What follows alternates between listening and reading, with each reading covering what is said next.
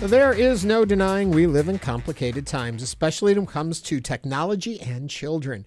In an attempt to keep our kids focused and ready to learn, the state of Texas has completely banned cell phones, tablets, and any type of communication devices. Yet many schools still have their students participate in active shooter drills, and so many parents live with the memory of school mass shootings like Robb Elementary School in Uvalde or Sandy Hook. How can we still reconcile active shooter drills for students across America and also take away a form of communication to their parents if the unthinkable should happen? Joining us right now to dig deeper into this topic and discuss broader issues of ongoing violence in our communities, we welcome back Dr. Jeff Temple, Professor and Associate Dean of Clinical Research at UTHealth New School of Behavioral Health and Sciences. Is there an old school that they left behind for the new school? This is our first school at UTHealth in decades, so it is just a new school. Just a new school. If you've got questions for Dr. Jeff, please feel free to join in the conversation. Jeff, as always, is open to pretty much anything across the spectrum of topics we're talking about. 713-440-8870. So, Dr. Jeff, I got to be honest with you. As a parent, when I saw this topic, I was like, yes, because as a parent of a child who's in elementary school, I think cell phones should be absolutely banned when we look at it from a focus perspective. But I also have to be honest and say it makes me nervous that if something were to happen, we know in times of need, and we have examples, unfortunately, we have real life examples of the unthinkable happening and students texting their parents, students calling 911 from within, saying we need help. And now that form of communication is gone. So although it's, yes, okay, this is great from just an academic perspective, from a anxiety perspective, my anxiety's gone up a little bit. Understandably, and also even from an academic perspective, we don't know if it's great or not. You know, there is a school of thought where we can meet students where they are and use the phone as a vehicle to educate them. I understand how naive that sounds, but they're going to have their phones outside of school after they graduate, and so giving them the tools to learn and to thrive with their phone might be just what they need. So I know that's not the point of your question, but I wanted to get that out. But certainly, as a parent myself, it would, there was a little bit of a security blanket with the kids having their phones and knowing that I could reach them at any time or they can reach me at any time. That being said, they're also their own autonomous individuals, and just as I said with technology, are going to eventually graduate and be out in the world and need to live within themselves. But it's extremely anxiety-provoking as a parent. I guess the other thing I'll say is that school shootings, as scary as they are still exceedingly rare, and but they play an outweighed sort of a role in our life. And I talk a big game here, but when I dropped my kids off at school, I was scared, and it crossed my mind at least once a day. Mm-hmm. Have we actually seen, because Celeste and I were talking about this when this topic came across our desk, and we were going to have you on to talk about some research and stuff in just a moment about all of this. And we got into a conversation about, it seems as though shootings in schools have gone down.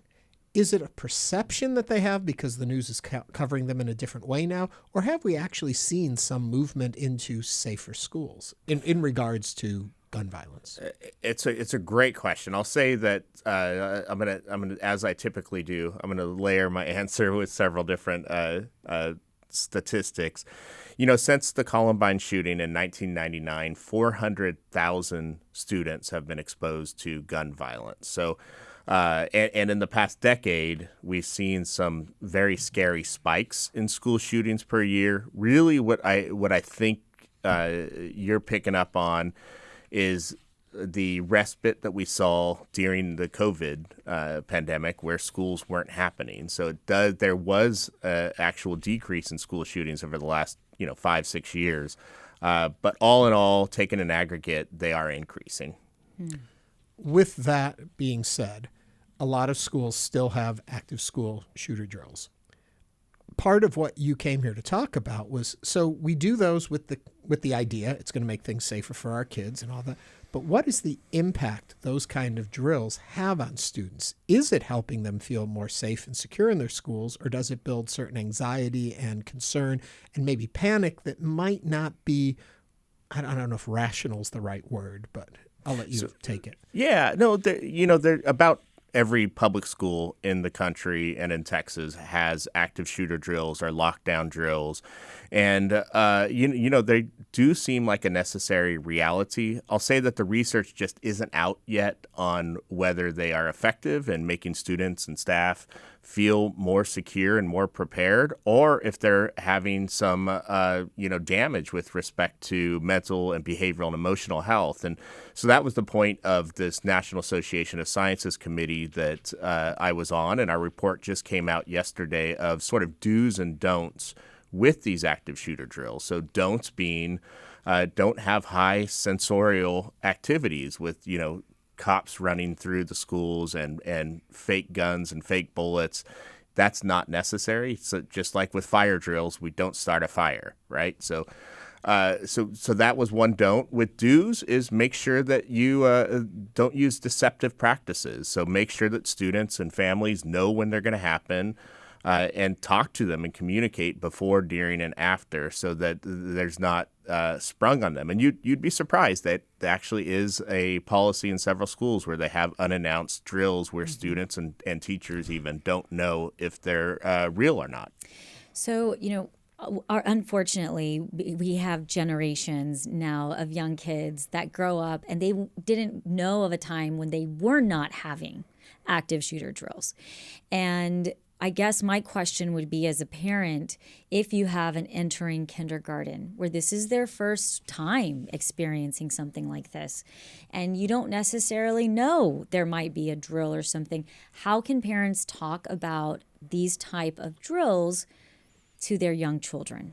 Well, first, I'll say that schools are still the safest places for our kids, and sometimes the very safest place for a vast majority of kids who live in unsafe neighborhoods. That schools are exceedingly safe, and again, the safest place for many kids. So parents should take comfort in that. Parents should also take comfort in the fact that teachers and staff really care about students and really care about their safety. And in addition to teaching them, they want them to return home safe. But, talking to kids about it is like we talk about unfortunately in Houston, we have several natural disasters and scary moments, is talking to them about, sometimes bad things happen and we have to be prepared for these bad things happen. And when we're prepared, we're at however you would talk to a 5-year-old, right. we're better, we're better able to survive those episodes and thrive even. We are speaking with Dr. Jeff Temple, professor and psychologist at UTHealth Houston. If you'd like to join the conversation, give us a call or text 713-440-8870. So when we look at all of this, and let's start off talking also about cell phones and things like that, should parents feel safe now with these phones being pulled back, with shooter drills the way they are currently being presented in schools? Should parents all have a sense of, okay, they're looking at this, they've got an eye on it, or should it be parents should be digging in deeper and finding out more of what's going on in their schools? Well, I think parents should always be digging in deeper and finding out what's going on in schools and, be part of this new report that just came out. Read it. And there's suggestions for parents and schools and students and staff and encourage your school district. So whether it's a federal mandate or a state policy, we laid out some guidelines for do's and don'ts in these recommendations, and parents should be active in that. They should look to not have those high sensory drills because they are not beneficial to students. They might be beneficial to law enforcement, and law enforcement can continue to have them, but have them outside of school hours and outside of students being present. And that's something that parents can advocate for. And it's interesting that you say, be part of this survey, but also I would implore parents, be a part of your school. Get to know the administrators. Say, if you can get inside and see where your child is actually, the halls they are walking into in the classrooms. I'm very involved, and I'm always kind of shocked at how many parents are like, oh, I just do drop-off line and pickup line. And it's like, if you really want to feel safe, you can empower yourself as a parent to get involved in your child's school, to physically be a part of their community. Yeah, I would double down on that strongly. So I served as a vice president of our school board in Galveston for 10 years.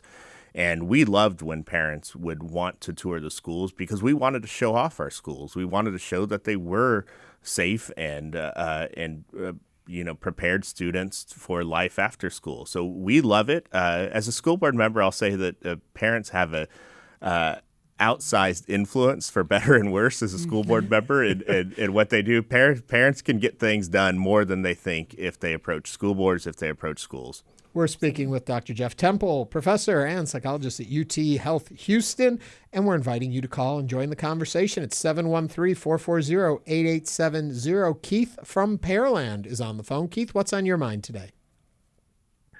No, I'm certainly in the pro no phones in the classroom. A parent of a high schooler, a husband of a high school teacher, and with social media and so forth is out there, is amazing how much the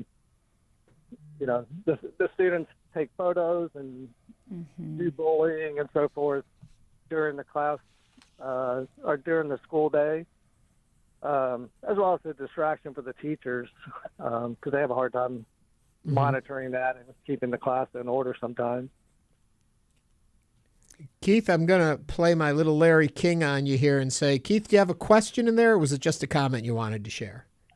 It's really, I guess, more of a comment. There's both sides of the court there, and as a parent too. And even today, I was trying to find out if she's available for an appointment, and I used to be able to text her and get a reply back, and can't. So I understand that negative, but the positive of the not having bullying and the distractions is well worth that little extra time I'm going to need to communicate with her after school. Keith, thank you for your comment. I totally agree with Keith on this one. Yeah. And I rarely try to say that I agree or disagree, but I truly do as a parent. It does not. He brings up that word bullying, and we have seen the impact cell phones have had on students. I mean, I know we're talking also about gun violence, and you keep saying how slim and the percentage of your child coming in encounter with that. But the risk of your child being exposed to something really terrible through a cell phone is much greater. It's there. Yeah, I will say that there's research continually shows that in-person bullying and harassment is still more prevalent and still more consequential than social media bullying or Really? cyberbullying. That's interesting. But it doesn't really matter. They're both really bad, and they both sort of link together. And by that I mean, I think people our age, Ernie, not you, Celeste. We see our online life and our offline lives as two separate things, but that's not the case with kids. Is they blend together, they blur, they're one and the same. So kids who bully or are bullied online are having the same behavior offline. So it's no different. But the phone does make it a lot easier. It makes it more likely to be anonymous, and I think most scaringly is that it makes it 24 hours a day, 7 days a week. You That's don't get that respite. So then I guess with that last caveat there, it's probably going to nullify my question. But then has bullying increased? And if it's If more happens in person still, then it's the perpetrators. Are there more bullies out there today than there used to be, or are they just more active? I don't think so. I think that there's always been, in fact, I would argue, I'm not quite sure what the research says, but I would argue now that we are know what bullying is and have more prevention and intervention programs, that we probably have seen reductions. We just didn't measure it or didn't know about it when I was going in school, but it was certainly happening. Didn't know what to call it as much as we do now. In fact, kids are all in all pretty damn good people. Yes, they really are. They're That's what the one thing that I really like to remind folks is that kids, as frustrating as they are sometimes, are really, really good people who are caring and smart and have the world at their fingertips with phones. They're the smartest generation that's ever existed is our current kids, and the next generation will be even smarter. You're listening to Hello Houston. We are speaking with Dr. Jeff Temple, Professor and Associate Dean of Clinical Research at UT Houston's New School of Behavioral Health and Sciences. You can join the conversation, 713-440-8870. Mike from Dickinson is on the line. Mike, welcome to Hello Houston. What is your comment or question for Dr. Jeff? Hi, guys. Thanks for having me. I guess let's start with the hard part. I don't want to be callous here, but you get on an airplane, a cruise ship, you go to a hospital, things like that. You give up some of your freedom to be under the care of a professional, a well-trained professional who can deal with situations. And I think what that comes down to now is our challenge between how do we keep our parents informed, let them know what's going on with their children, and contact emergency authorities if necessary. And we've seen that cell phones work to do that. Mm-hmm. However, we could have other technological solutions. Banks have silent alarms. Classrooms could have their own cell phone. There could be numerous things that don't require kids to be on phones or have them with them in the classroom. The second thing I think that's really the most frustrating, but we kind of have to deal with it, is parents won't know every detail all the time. And that's where I was getting to the comments about airplanes and stuff. We kind of have to just wait sometimes for the professionals to let us know what's going on, stabilize the situation, and then start informing people. But we can improve things like mass texting systems. People to put out information to let parents know what's going on so we don't feel that dearth of information. Mike, thank you for that. Dr. Jeff. Yeah, Mike, you sound like a psychologist in the sense that we do have to live with our anxiety. I really appreciate your comments. The first one, I think that's smart, and that's out-of-the-box thinking that we need. And the second point is we really do have to learn to live with our anxiety. I'm an anxious person, and if I don't know what's going on at all times, it bothers me. But one thing that I've done is, really being comfortable and accept the fact that I have anxiety. And that's one thing that we need to teach our kids and teach parents, is that we do have to live with that anxiety. As uncomfortable as it makes us feel, it makes us better humans. 713-440-8870. Danny, you're up next. What's on your mind? Yeah, I have mixed feelings. I went to open house for my kids last week, and a lot of the teachers were saying how they're going to actually have to adjust to the students not having cell phones anymore, because they got to the point where they got used to them and started giving assignments and a lot of their work via the cell phones and via apps that the students are using. So it seems like it's not only the students that are going to have to make this adjustment; it's going to be the teachers as well who got used to it. I think ultimately, this might have been a bit overshooting the mark with regards to just no cell phones. Period. It's definitely going to be an adjustment for parents and kids, but I think everybody's going to have to adjust. But we'll see. This year will tell us a lot. Danny, thank you for that interesting point of view on it. Teachers having to readjust because the kids don't have cell phones. Yeah, we talked a lot about BYOP, bring your own phone, as part of the educational day, because some teachers got really good at it in terms of assigning questions to it or polls throughout the class day so that you could get kids to stay off your phone. I think that is time for some creative thinking, like the last caller mentioned, because they might have overshot here. I don't know. Right. And we do have another call. We'll try to get our last two callers in. We have one more call. Priscilla from East End. Priscilla, what's your comment or question? Hi. Thanks for taking the call. I guess I have a comment. I know there's an expression, do as I say, not as I do. And I want to pose that to the leadership at the schools. How do they see that playing out with students? They're asking students to trust them and to move forward without having their cell phones, but are they willing to do the same? There's certain things logistically that parents, teachers, and students respectively need their phones to do, and I think there should be some free speech spaces in the campuses to respect that thing. You can't just go cold turkey without, having some sort of pathway to that.